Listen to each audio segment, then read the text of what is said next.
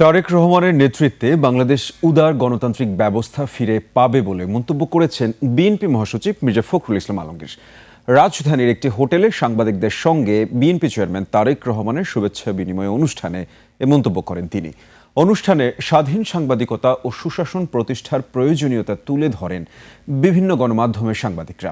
বিগত সরকারের শাসন ব্যবস্থায় নিয়ন্ত্রিত গণমাধ্যম ও নির্যাতনের চিত্র তুলে ধরেন একুশে টেলিভিশনের চেয়ারম্যান আব্দুস সালাম। আগামী সরকার ফ্যাসিবাদী ব্যবস্থা ভেঙে মুক্ত গণমাধ্যমের পরিবেশ সৃষ্টি হবে বলে আশা প্রকাশ করেন তিনি।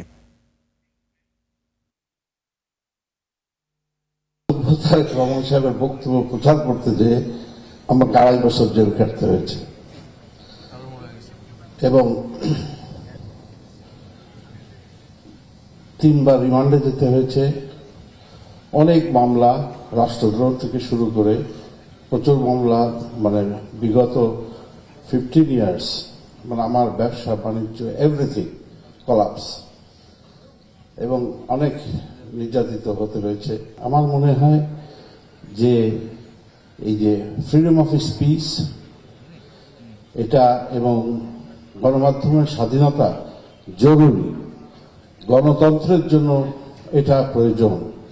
সো আমি বিশ্বাস করি যে ইনশাআল্লাহ বিএনপি ক্ষমতায় আসলে এদিকে তারা খেয়াল রাখবে এবং তারা যে কমিশন করতে চায় এবং বিভিন্ন প্ল্যান তাদের আছে যতটুকু আমি জানি। সো ইট ইজ গুড যে আমরা ফ্রিভাবে কাজ করতে পারবো। ধন্যবাদ।